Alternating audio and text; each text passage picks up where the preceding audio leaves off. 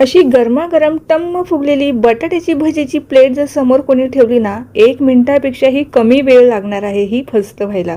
कारण भजी असा हा प्रकार आहे ना, कितीही खाल्लं ना तरीही मन भरत नाही. नुसतं सुगंधानेच नुसती पोटामध्ये भूक लागायला लागते. तर आज आपण मस्त अशी पुरीप्रमाणे टम्म फुगलेली बटाटा भजीची रेसिपी पाहणार आहोत. परंतु ही जी भजी आहे ना, थोडीशी वेगळी आहे.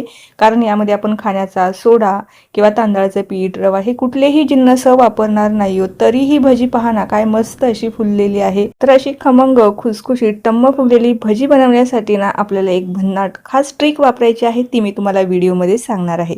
चला तर मग वेळ न घालवता लगेचच आपल्या रेसिपीला आपण सुरुवात करूया. रेसिपी नेहमीप्रमाणेच अगदी साधी, सिंपल, सोपी आहे. त्यामुळे तुम्हाला नक्कीच आवडणार आहे. तर त्यासाठी रेसिपीला एक लाईक जरूर करा.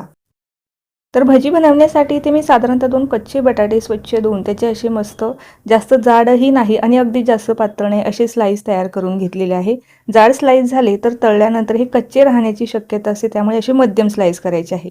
आता हे काळे पडू नये याकरता मी पाण्यामध्ये ठेवलेले आहे. त्यानंतर आता इथून पुढे मी ज्या ज्या टिप्स सांगणार आहे ना भजी फुलण्यासाठी, त्या अगदी तुम्ही काळजीपूर्वक लक्षात घ्यायच्या आहे आणि तशीच भजी बनवायची आहे. सुरुवातीला इथे मी 1.5 कप बेसन पीठ घेतलेलं आहे. जर घरातलं बेसन पीठ घेणार असाल ना, तर भज्यांना एवढा छान रंग येत नाही. जर तुम्हाला अवेलेबल झालं तर तुम्ही मार्केटचं बेसन पीठ घ्या ही भजी बनवण्यासाठी. त्याची भजी अप्रतिम होतात. जर नसेल तर तुम्ही घरातलं पीठ वापरलं ना तरीही चालेल, परंतु मार्केटच्या पिठाचे खूपच छान होतात. याकरता मी इथे तुम्हाला सांगितलेलं आहे. तर इथे मी मार्केटचं बेसन पीठ घेतलेलं आहे. चाळणीने छान चाळून घ्यायचं आहे. म्हणजे ज्या काही गुठळ्या झालेल्या असेल ना त्या मोडून निघतात आणि आपल्याला फेटायला जास्त वेळ लागत नाही. आता इथे मी पाण्याचं सुद्धा अगदी परफेक्ट प्रमाण इथे सांगणार आहे, त्यामुळे तुमची भजी कुठेच बिघडणार नाही. तर 1.5 कप बेसन पिठासाठी मी सुरुवातीला 1 कप पाणी घेतलेलं आहे. आता यामध्ये मी कुठलेही जिन्नस घातलेले नाही, ओवा किंवा मीठ काहीही न घालता आपल्याला फक्त पाणी आणि बेसन पीठ हे छान असं हलकं करून घ्यायचं आहे, फेटून घ्यायचं आहे. हीच ती ट्रिक आहे ज्यामुळे आपली जी भजी आहे ना अगदी हलकी फुलकी जाळीदार होणार आहे आणि अजिबात तेलकट सुद्धा होणार नाही. बऱ्याचदा आपल्याला भजी बनवत असताना ना सोड्याचा वापर करावा लागतो, परंतु तुम्ही जर हे पीठ असं छान फेटून घेतलं ना तर आपल्याला यामध्ये खाण्याचा सोडा वापरण्याची आवश्यकता लागणार नाही. त्यामुळे ही जी स्टेप आहे ना अजिबात तुम्ही कुठेही स्किप करू नका. जितकं तुम्हाला हे पीठ हलकं करता येईल, फेटता येईल ना तितकं फेटा, कारण यावरतीच आपली संपूर्ण भजी अवलंबून आहे. तेव्हाच आपली भजी मस्त अशी हलकी फुलकी पोकळ जाळीदार तयार होणार आहे. फक्त हे बटाटा भजींसाठीच ही टिप्स नाही, तर अगदी तुम्ही ह्यापासून हे असं पीठ फेटून वेगवेगळी कुठलीही भजी बनवू शकता, तेही बिना सोडा, बिना तांदळाचं पीठ, रवा न वापरता. आता फेटून फेटून याचा रंग अगदी असा लाईट जोपर्यंत होत नाही ना तोपर्यंत आपल्याला हे फेटायचं आहे. तर या ठिकाणी तुम्हाला दिसत असेल सुरुवातीचं पीठ बऱ्यापैकी पिवळसर होतं आणि फेटून झाल्याच्या नंतर हे बऱ्यापैकी व्हाईट झालेलं आहे. आता याला मी पाणी किती वापरलेलं आहे, तर सुरुवातीला 1 कप घेतलं होतं, त्यातलं मी अर्धा कप पाणी हे पीठ भिजवण्यासाठी घेतलेलं आहे. अर्धा कप पाणी उरलेलं आहे. तुम्हाला यातलं थोडंफार कमी किंवा जास्त लागू शकतं, परंतु हे अगदी परफेक्ट आहे. तर इथे मी तुम्हाला चमच्याने दाखवते. बाहेर असं व्यवस्थित कोटिंग बसतंय हे पहा. असंच आपल्या स्लाइसला सुद्धा बसणार आहे, त्यामुळे इथे चमच्याने सुद्धा दाखवते. असंच पीठ भिजवायचं आहे. अगदी जास्त पातळ जर झालं ना तर पिठाचं कोटिंग व्यवस्थित स्लाइसला बसणार नाही किंवा जास्त जाड झालं ना तर नुसतंच खाताना पीठ पीठ लागल. तर त्यासाठी हे अगदी परफेक्ट आहे. असंच पीठ तुम्हीही भिजवा. आता भजीमध्ये तर आपण सोडा वापरत नाही आहोत, तर त्याऐवजी सोड्याचं काम इथं आपलं तेल करणार आहे. साधारणतः 2 चमचे इथे तेल घातलेलं आहे. तेल इथे मी थंडच घातलेलं आहे. गरमही करून घातलं तरीही चालेल, काहीच हरकत नाही. तेल सुद्धा ह्या पिठामध्ये छान असं एकजीव करून घ्यायचं आहे, मिसळून घ्यायचं आहे. त्यानंतर यामध्ये ना आपल्याला काही मसाले घालायचे आहेत. बऱ्याचदा आपण गाड्यावर जेव्हा भजी खातो ना त्यामध्ये अजिबात जास्त काही मसाले वगैरे वापरलेले नसतात. अगदी थोडे थोडे मसाले आपण यामध्ये घालणार आहोत. हेच गाड्यावरच्या भज्यांचं सिक्रेट आहे. ते यामध्ये कुठलेही जास्त मसाले घालत नाही, अगदी बेसिक साहित्य यामध्ये घालतात. तर 1 चमचाभर ओवा मी हातावरती छान चोळून घेतला. थोडासा हिंग घातलेला आहे, कारण बेसन पिठाचा कुठलाही पदार्थ बनवणार असेल ना त्यामध्ये हिंग जरूर वापरा, कारण बेसन पीठ जे आहे ना हे पचायला थोडंसं जड असतं. आता इथे मी पाव चमच्यापेक्षाही कमी लाल मिरची पावडर आणि हळद पावडर वापरलेली आहे. यापेक्षा जास्त वापरू नका, नाही तर आपले जे भजी आहे ना रंगाने जास्त डार्क होतील. कापलेल्या हिरव्या मिरच्या, चवीपुरतं मीठ, बारीक कापलेली कोथिंबीर घातलेली आहे. बस एवढे जिन्नस आपण यामध्ये वापरणार आहोत.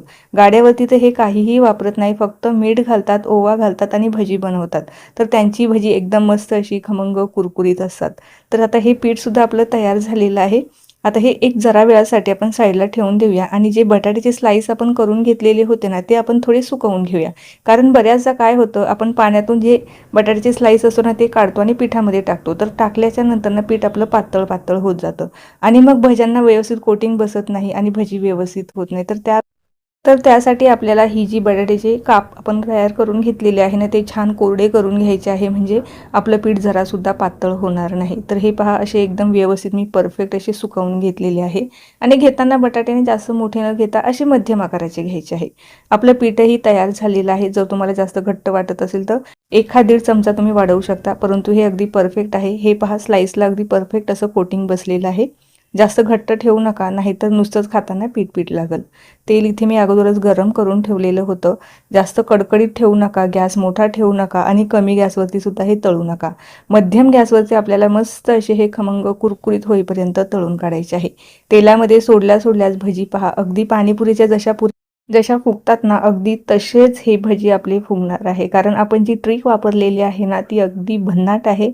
एकदा तरी तुम्ही अशा पद्धतीने पीठ फेटून भजी नक्की ट्राय करून पहा. यापूर्वी सुद्धा मी भज्यांच्या वेगवेगळ्या रेसिपीज अपलोड केलेल्या आहे. बऱ्याचशा भज्यांमध्ये ना मी सोडा अजिबात वापरलेला नाही, त्यासाठी वेगवेगळ्या ट्रिकसुद्धा सांगितलेल्या आहे.